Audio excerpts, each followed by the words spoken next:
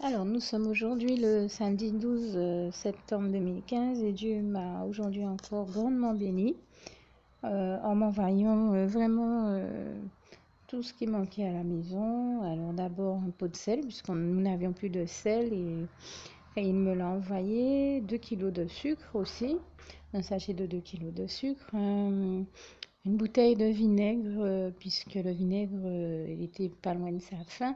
Disons que nous avions un vinaigre cristal, il nous a envoyé un vinaigre plus raffiné. Je crois que c'est un vinaigre de cidre. Et avec ça, il nous a aussi envoyé des légumes, parmi lesquels des poireaux, des aubergines, des courgettes. Je crois avoir dit la laitue et des concombres l'autre jour, ainsi qu'un bouquet à soupe. Et je sais qu'il a voulu m'envoyer des cives, puisque comme je suis malade, le Seigneur me bénit en m'envoyant aussi toutes ces choses, sachant que je ne peux pas aller faire les courses. Mais c'est la personne qui est allée faire les courses qui m'a dit qu'elle a oublié de prendre les cives, alors que Dieu lui avait mis à cœur de les prendre, ainsi que des lardons fumés. Donc ce sont deux oublis, mais je sais que le Seigneur a voulu m'en bénir, et là aussi je lui en rends grâce et gloire. Et en matière, alors avec tout ça, il a aussi envoyé des haricots, 2 boîtes de haricots blancs, des haricots beurre, et aussi une boîte de choucroute, une boîte de biscottes aux céréales, une boîte de 6 œufs, et l'autre jour, cette semaine même, il en avait déjà envoyé 12. Et peut-être 12 aussi la semaine d'avant. Et c'est vrai qu'on consomme beaucoup d'œufs chez moi, donc c'est là encore une grande grâce de Dieu. Une grande bouteille de jus de pomme. Et puisque je parle de pommes, je vais parler des fruits maintenant. Il y a aussi des pommes en sachet, un gros melon et une très grosse pastèque très rafraîchissante. Et le Seigneur m'a aussi envoyé, un autre ingrédient que j'oubliais hier, une boîte de sauce tomate. Et je l'en remercie puisque le pot de sauce tomate bolognaise qu'il m'avait envoyé était en train de s'abîmer. L'ayant vu, le Seigneur m'a béni en m'en envoyant une autre et je lui en rends grâce et gloire. Et en dehors de ça, il a aussi envoyé des amandes émondées et des noix, je crois. En tout cas, ce sont des noix ou des noisettes, des éléments de la même famille, pour me bénir, puisque comme j'en ai déjà témoigné, c'est nécessaire dans mon alimentation pour des questions de santé.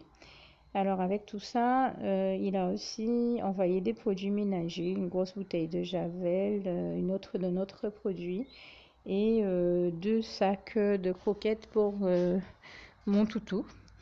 Et donc, je tenais à remercier le Seigneur pour toutes les bonnes choses dont il me bénit, pour toutes les choses qu'il m'a envoyées. Il se pourrait qu'il y ait des éléments que j'oublie tout simplement parce que la personne qui est rentrée avec les courses en a gardé dans sa chambre. Je l'ai vu rentrer dans sa chambre avec des éléments dont j'ai pas pu voir de quoi il s'agissait, mais je sais que le Seigneur a envoyé plus de choses que ça. Notamment, tant que j'y pense, une boisson c'est un peu comme un thé pétillant à la pêche. Mais je sais que le Seigneur a envoyé ça pour me bénir, mais enfin la personne en question s'est déjà dépêchée de la prendre et de la boire, puisque nous savons déjà sous quelle influence elle est. Ça me pose pas de problème. C'est pas encore demain la veille que je vais mourir pour le matériel et encore moins pour une boisson. Ceci dit, je ne suis pas non plus dans la rébellion ou la contestation avec mon Dieu. Je remercie le Seigneur de m'avoir envoyé ça pour me bénir, et je ne le dis pas dans le sens où je dirais quelque chose d'aussi grave ou que je m'en fous d'une bénédiction que le Seigneur m'envoie. Jamais je ne dirai ce genre de choses. Chaque bénédiction que Dieu a et m'envoie, a pour moi et m'envoie à un prix que rien d'autre n'a dans la vie. Pas parce que c'est du matériel, mais tout simplement parce que ces bénédictions me viennent de Dieu. C'est tout ce qui leur donne leur importance. C'est là qu'elles revêtent leur importance pour moi. C'est parce que ça me vient de Dieu, de Jésus et de son Saint-Esprit. Il m'arrive même de ne pas aimer certaines choses. Il m'est déjà arrivé, je pense comme ça, une très belle robe jaune dont le Seigneur m'avait béni. Et c'était pas du tout mon style, pas du tout le style de vêtements que je porte habituellement. Eh bien, cette robe, je l'ai accueillie avec beaucoup de joie, là où j'aurais dit non en temps normal parce que c'est pas du tout mon style. Je l'ai tout simplement accueillie parce qu'elle me venait de Dieu. Et je crois que nous n'avons pas le droit de refuser une bénédiction de Dieu. Jamais. Parce que quand Dieu nous donne une bénédiction, il sait pourquoi il nous la donne. J'en témoignais la dernière fois. J'ai vécu, quand je dis ça, je suis bien placée pour le dire, expérience vécue. Hein. J'ai vécu une expérience où Dieu a mis au cœur de quelqu'un de me tendre un élément donné. Eh bien, si je n'avais pas dit oui avec humilité, que je n'avais pas pris cet élément-là, eh bien, pendant 4 ans, le Seigneur savait que je n'en aurais pas eu durant 4 ans dans ma vie. Voilà pourquoi il me l'avait envoyé, sachant ce qui allait m'attendre. Moi, je ne le savais pas. Et si j'avais pas eu ça, ben, pendant 4 ans, je crois que je peux dire ce que c'est. C'était une paire de chaussures. Et pendant 4 ans, je n'ai pas eu d'autre paire de chaussures à me mettre que cette paire-là. Donc, si j'avais refusé la paire qu'on me donnait sous prétexte qu'elle n'est pas dans mes goûts, que c'est pas mon style ou que je ne l'aime pas, ben, je peux vous dire que je serais restée 4 ans sans chaussures. Alors, heureusement que j'ai accepté ce que Dieu m'envoyait comme bénédiction. Et c'est bien ce que je suis en train de vous dire ici, qu'il ne faut jamais refuser une bénédiction qui nous vient de Dieu. Parce que Dieu sait pourquoi il nous bénit et il pourvoit à tous nos besoins, comme il est écrit en Philippiens 4, verset 19. Et mon Dieu pourvoira à tous vos besoins selon ses richesses et avec gloire en Jésus-Christ. Et je lui en rends grâce et gloire. Donc Dieu sait très bien pourquoi il nous bénit, il nous envoie ses bénédictions et pourquoi il nous les envoie et comment. Donc à nous aussi d'avoir l'humilité, le respect, l'amour de Dieu, la crainte de l'Éternel suffisamment importante en nous pour savoir que nous n'avons pas à refuser une des bénédictions qu'il nous envoie. Bien au contraire, à non seulement toujours les accepter, mais à en prendre toute la mesure.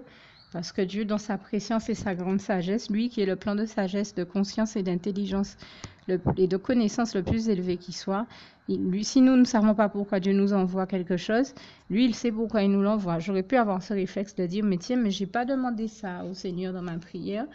Oh, Dieu me l'envoie, je le prends pas. Non, non, surtout ne jamais faire ça. Parce que si Dieu nous met au cœur de quelqu'un de nous donner quelque chose, il sait pourquoi il le fait. Dès que c'est une bonne chose, ça vient forcément de Dieu, il sait pourquoi il le fait. Et dans ces cas-là, il ne faut jamais refuser, je peux vous l'assurer, parce que j'ai déjà vécu ça à maintes reprises. Même si Dieu est là, il nous aime, il est avec nous, à nos côtés, quel que soit ce que nous vivons. Et résultat, il sait mieux que nous de quoi nous avons besoin. Donc des fois, nous-mêmes, nous ne savons pas que nous risquons d'avoir besoin sur le chemin de telle ou telle chose. Comme Dieu savait que j'allais avoir besoin d'une paire de chaussures. Moi, je me disais, mais pourquoi est-ce qu'il m'envoie des chaussures? Je n'ai pas demandé de chaussures. Parce que j'avais des chaussures, oui, j'avais d'autres paires de chaussures. Non pas que j'avais pas d'autres paires de chaussures, j'avais bien d'autres paires de chaussures, mais je ne pouvais marcher dans aucune d'entre elles tellement je souffrais du dos, entre autres choses. C'est pas la seule raison, mais c'est l'une des raisons qui font que pendant 4 ans, je n'ai pas pu mettre d'autres paires de chaussures que cette paire-là. Donc, c'est vous dire comment Dieu nous aime et comment dans son grand amour et sa grande bienveillance envers nous, il pourvoit toujours à tous nos besoins et il nous envoie toujours tout ce dont nous avons besoin.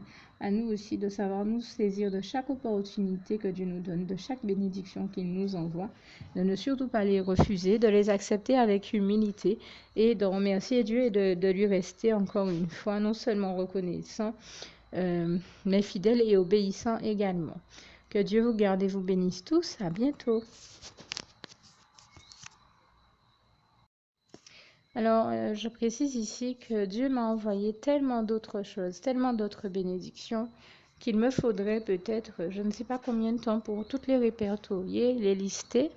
Résultat, j'ai cité celles que j'ai reçues aujourd'hui ici, mais il y en a beaucoup d'autres. Et étant malade, je fais ce que je peux pour citer ce que je peux. J'essaie de faire de mon mieux, mais sachez, comme je l'ai déjà dit dans un autre document, que dès que mon état de santé me le permettra, je mettrai le reste des témoignages qui sont déjà enregistrés en ligne pour vous. Il y a simplement que mon état de santé ne me permet pas de faire les montages vidéos de ces témoignages pour que je puisse les mettre en ligne, mais les témoignages de la gloire de Dieu et de toutes les choses dont Dieu m'a béni et des expériences merveilleuses que je continue à vivre avec le Seigneur sont là. Ils sont déjà enregistrés. Il y a tout simplement que mon état de santé ne me permet vraiment pas de faire tellement plus que ce que je fais aujourd'hui. Merci d'avance de votre compréhension. Et le premier à qui je demande de faire preuve de compréhension et de compassion et de miséricorde avec moi, c'est Dieu. Mais nous savons à quel point l'Éternel, notre merveilleux Dieu d'amour, est miséricordieux. Il est le Dieu qui ne se lasse point de pardonner, comme il est écrit en Ésaïe 55. Je crois que c'est un passage agréable, tellement agréable à lire, notamment du verset 1 à 9. Donc vraiment, passage que je vous invite à lire. Donc vraiment, je tenais à le préciser. Dieu m'a déjà beaucoup béni. C'est moi qui malheureusement suis dans un état qui ne me permet pas d'aller mettre en ligne tous les témoignages que j'ai déjà enregistrés. D'ailleurs, ils sont très nombreux, suffisamment nombreux pour que, vu mon état de santé, je ne m'en sente pas encore la force. C'est tout simplement ça. Mais, et c'est pas pour dire que Dieu ne me donne pas la force. Dieu m'a donné la force. Le problème, c'est que j'avais vraiment beaucoup de travail en attente et que je ne pouvais pas tout faire à la fois. J'ai dû pallier au plus urgent. Donc, merci d'avance encore une fois de faire preuve de compréhension avec moi et de vraiment comprendre et retenir que Dieu m'a beaucoup béni cette semaine encore et tous ces jours-ci encore, en tout cas depuis que vous ne m'avez pas encore entendu mettre de nouveaux témoignages et vidéos en ligne. Et pourtant, ces témoignages sont là, ils sont déjà enregistrés, déjà répertoriés en réserve. C'est moi qui ne suis pas encore en état de les mettre en ligne. Merci de comprendre donc que Dieu n'a pas cessé de me bénir et qu'il est toujours là à nous bénir, toujours là avec nous dans nos vies et à nous bénir. C'est tout simplement l'être humain, comme je l'ai dit, hein, qui des fois, n'ayant pas la toute-puissance de Dieu, ne peut pas faire les choses aussi bien que Dieu. Dieu seul est parfait et toute la gloire lui en revient. Je pense à ce panneau qui dit « Je suis quelqu'un d'imparfait, aimé par un Dieu parfait ». C'est tellement vrai que voilà, si par bonheur, je sais pas, je ne me sens pas du tout dans la toute-puissance. Et je peux dire que si j'étais dans la toute-puissance, eh bien, très certainement que tous ces témoignages seraient déjà en ligne au moment où je vous parle. Mais heureusement, par bonheur, l'Éternel, notre merveilleux Dieu d'amour, est tout-puissant et lui seul est tout-puissant et je lui en rends grâce et gloire. Parce que lui seul a la sagesse, l'intelligence, la conscience, le degré de connaissance et tout ce qu'il faut d'autre pour être capable de gérer aussi cette toute-puissance en restant dans l'amour et dans le bien. Là où je crois que si l'être humain ou d'autres avaient la toute-puissance, il y a longtemps que ce monde-là serait déjà fini et aurait déjà disparu. Dieu seul, du haut de son saint trône, est trois fois saint, est tout-puissant, et merveilleux, et demeure dans l'amour le plus total, puisqu'il est amour, comme il est écrit en Jean 4, versets 8 à 21. Et il est lumière, 1 Jean 1, verset 5, et il n'y a point de ténèbres en lui. Et heureusement que nous pouvons compter sur notre merveilleux Dieu d'amour, sur son amour de nous-mêmes et son amour du bien aussi. Il est bon en tout temps, 24 heures sur 24, 7 jours sur 7, et c'est ce qui fait que il soit peut-être le seul aussi à pouvoir gérer cette toute-puissance. Aucun de nous n'aurait pu gérer ça. Nous aurions fait trop de conneries matin, midi et soir, je pense honnêtement. Avec la toute-puissance, nous aurions très mal géré ça. Heureusement que Dieu seul est tout-puissant et que lui seul, parce que je crois que lui seul aussi, avec son infinie sagesse, sait comment gérer cette toute-puissance. Et heureusement. Moi, je suis très heureuse, je le dis franchement, de ne pas être toute-puissante et de ne pas courir après le pouvoir ou la puissance. Je laisse mon Dieu être tout-puissant et comment dire ça, je l'admire, je suis, comme j'ai l'habitude de le dire et d'en témoigner, subjuguée, émerveillée par le grand Dieu merveilleux d'amour qu'il est, comme il est écrit dans le psaume 145, versets 8 à 21. Je continue à être émerveillée par la splendeur glorieuse de son règne, par le Dieu merveilleux qu'il est, par sa toute-puissance. Je suis dans l'admiration, je suis subjuguée d'émerveillement. Il n'y a même pas de mots pour décrire ce que je vis dans ma relation d'amour, d'intimité, de complicité avec l'Éternel, mon Dieu, avec mon Jésus d'amour et avec le Saint-Esprit. Et toute la gloire en revient à Dieu. Mais je peux vous dire que je ne fais pas partie de ces êtres humains qui courent après le pouvoir et la puissance, parce que je dis que il y en a qui sont dans une quête du pouvoir à tout prix, mais ce pouvoir-là, cette puissance-là, il faut pouvoir la gérer. Et je crois que très peu d'entre nous sont déjà capables de gérer le pouvoir ou la puissance. À plus forte raison, la toute-puissance. Nous sommes tout de même incapables de gérer ça. Et pour moi, il n'y a que Dieu qui puisse gérer ça. C'est vrai que ça m'amène à me dire, mais comment certains peuvent être aveuglés au point de se croire être dans la toute-puissance? C'est vraiment malheureux. Et ce que je dis là n'est pas juste quelque chose que je pense ou que ça ne sort pas de mon chapeau, hein. Beaucoup de psychologues vous parlent de bien des personnes qui se croient être dans la toute-puissance. Et j'ai rencontré des personnes comme ça. C'est une réalité. Vous avez des enfants qui, très jeunes, depuis tout petit, se croient dans la toute-puissance, hein, se croient tout-puissants. Et on les voit des fois, je ne sais pas, sauter en pensant que rien ne va leur arriver parce qu'ils se croient tout-puissants. Voilà. Et ça donne lieu à des résultats très graves, comme vous l'imaginez. Et je pense à un enfant comme ça que j'ai connu. Je rends grâce et gloire à Dieu qui a su le cadrer, parce que c'est un enfant qu'il fallait réellement cadrer, parce qu'il était très grave, hein. Il était déjà parti dans des choses très très graves. Et cet enfant-là se croyait vraiment dans une espèce de toute-puissance parce qu'il a été éduqué à ce point tout-puissant. C'est-à-dire que malheureusement pour lui, il a eu deux parents qui n'ont pas été capables de lui montrer les limites que Dieu impose. Et heureusement que Dieu nous pose des limites. Et résultat, il était toujours en train de dépasser les limites. Et dépasser les limites, c'est pas sans conséquences, c'est pas sans résultats qui sont ceux qu'on peut imaginer ici. Et ça a donné ce à quoi on s'attendait, mais je pense que Dieu a mis en place ce qu'il fallait pour gérer et recadrer cet enfant-là, et je lui en rends grâce et gloire parce que, en tout cas, aux dernières nouvelles que j'ai de lui, il se serait assagi. J'espère que c'est réellement le cas et que ce n'est pas juste quelque chose qui est de l'ordre de l'apparence en surface, mais qui ne serait pas un réel changement en profondeur. De toute manière, les réels, vrais changements, bons changements en profondeur et définitifs qu'on puisse avoir dans nos vies, les meilleurs changements, les bons et les meilleurs changements ne nous proviennent que de Dieu, de Jésus et de son Saint-Esprit. Donc, il n'y a qu'à lui qu'on puisse demander de produire ces changements-là dans nos cœurs et dans nos vies, de changer tout ce qui a besoin d'être changé dans nos vies et dans nos cœurs. Et je vous assure que chaque fois qu'on le prie pour cela, on voit Dieu le faire. Cette semaine encore, pour donner un témoignage sincère, je me retrouve à parler d'une chose à laquelle je ne m'attendais pas à parler. Cette semaine encore, j'ai vécu une expérience. Je ne peux peut-être pas témoigner de toutes celles que j'ai vécues ici en peu de temps, mais j'ai vécu une très belle expérience avec le Seigneur, puisque je lui avais demandé de changer mon cœur sur une question. Et je l'ai vu changer mon cœur à un moment où je ne m'attendais pas du tout à ça.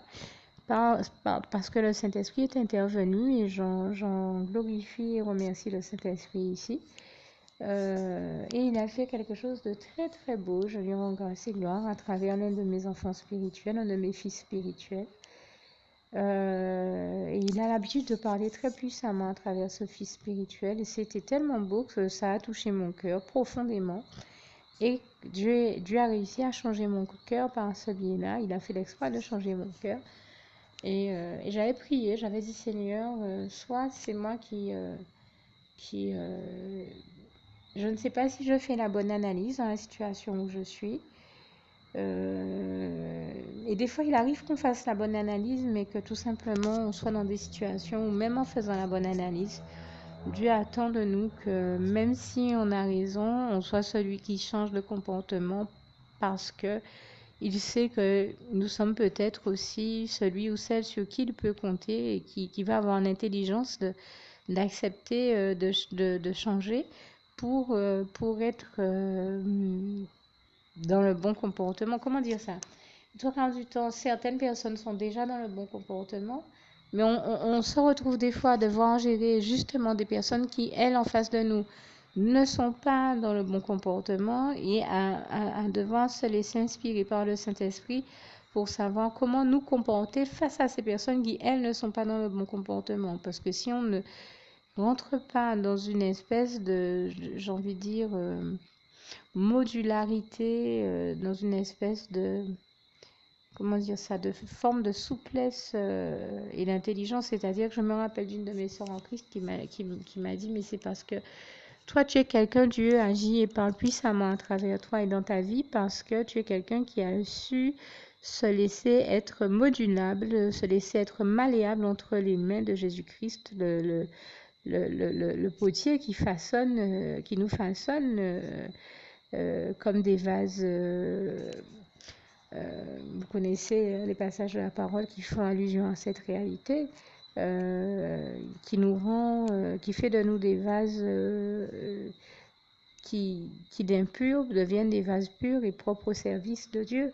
Et toute la gloire revient à Dieu, à Jésus, à son Saint-Esprit. Donc elle m'a dit, mais Dieu t'a tellement changé et il a fait de toi un vase précieux pour le service. Et il l'a fait parce que tu es quelqu'un qui sait choisir d'obéir à Dieu et de rester malléable entre ses mains, selon sa volonté. Et là encore, je le dis, je ne me glorifie de rien, toute la gloire en revient à Dieu, à Jésus, à son Saint-Esprit. Et comme elle-même le disait si bien, si Jésus-Christ m'a aussi bien formé, il peut aussi bien former chacun de nous, tous ceux d'entre nous qui décident de marcher, d'ouvrir leur cœur sincèrement à Dieu, à Jésus, à son Saint-Esprit, de marcher dans la droiture avec lui et de continuer à lui rester fidèle et obéissant. Et quand on ne se sent pas la force d'obéir, il faut demander à Dieu de nous donner la force de lui obéir et de continuer à faire sa volonté parce que nous savons que le point focal, le point le plus important pour le chrétien, c'est de mener une existence christocentrée, c'est-à-dire centrée autour du Christ, et centré également, centré et concentré sur la volonté de Dieu. La vocation première du chrétien n'est pas de faire sa volonté à lui, mais de faire la volonté de l'Éternel, notre Dieu, notre Père, tout comme Jésus-Christ, quand il était sur terre, nous en a donné l'exemple, quand il disait « Père, sinon pas ma volonté, mais que ta volonté s'accomplisse ». Et je rends grâce et gloire à Dieu pour ça. Donc nous devons suivre l'exemple que le Seigneur Jésus nous donne, en faisant de sa volonté notre priorité, en faisant de Jésus, de Dieu, de Jésus, de son Saint-Esprit notre premier amour et de sa volonté notre priorité. Je vous assure que du moment qu'on reste obéissant à Dieu et qu'on agit ainsi, on voit toutes les bénédictions de Dieu découler ensuite automatiquement, j'ai envie de dire, Dieu nous bénit et on se rend compte qu'on a toujours raison d'obéir à Dieu, de l'écouter, de faire sa volonté. Et je lui rends grâce et gloire ici pour l'avoir, là encore, réellement expérimenté. Toute la gloire revient à Dieu, à Jésus, à son Saint-Esprit. Je terminerai par inviter justement tous ceux qui ne l'auraient jamais encore fait auparavant à faire la prière qui va suivre dès que j'aurai terminé le passage que je m'apprêtais à vous citer, qui est l'un des passages les plus chers à mon cœur et qui est aussi le souhait de mon cœur pour vous. Philippiens 4, verset 7, que la paix de Dieu qui surpasse toute intelligence garde vos cœurs et vos pensées en Jésus-Christ. À bientôt.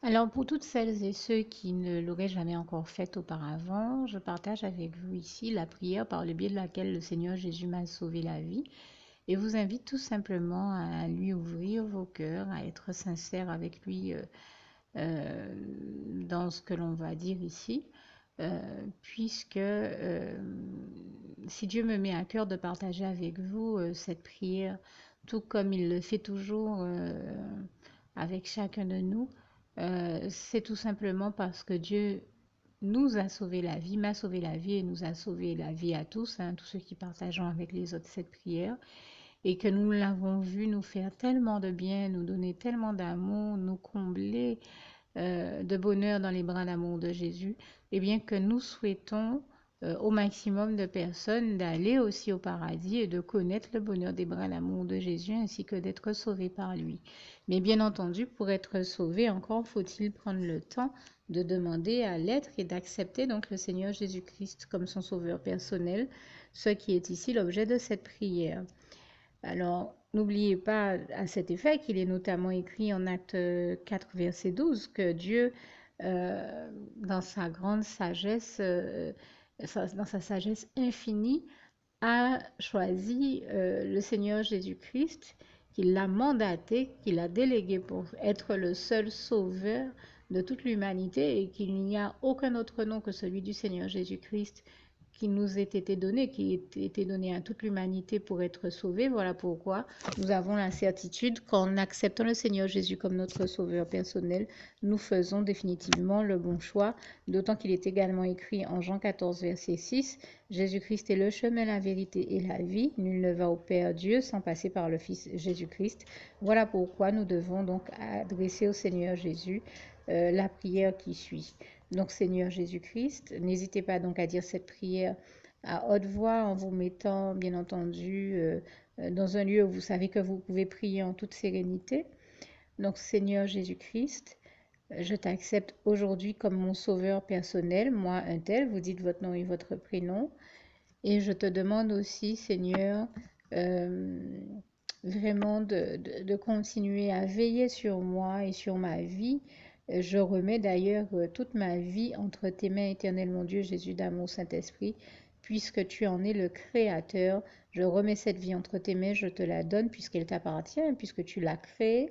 Et je te demande de me conduire à toutes les victoires et réussites que tu as prévues pour ma vie. Tout comme je te demande aussi pardon, éternel mon Dieu, Jésus d'amour, Saint-Esprit, pour tous les péchés que j'ai commis tout au long de ma vie, dès le début jusqu'à la date d'aujourd'hui incluse. Pardon aussi, Seigneur Jésus, pour toutes les fois où j'ai fait mal à ton cœur. Et surtout, merci, Seigneur Jésus, quand le bon moment sera venu pour ça, de revenir me chercher pour m'amener avec toi dans tes bras d'amour au paradis où je veux demeurer et continuer à te servir et à t'appartenir pour l'éternité en éternité. Et c'est au nom puissant du Seigneur Jésus-Christ que j'ai fait cette prière. Soyez bénis, vous tous qui avez fait cette prière, que Dieu vous garde et vous bénisse tous. Et surtout, n'oubliez pas de partager cette prière avec le maximum de personnes autour de vous, tous vos contacts, famille, amis et bien-aimés, et que Dieu vous en bénisse. À bientôt.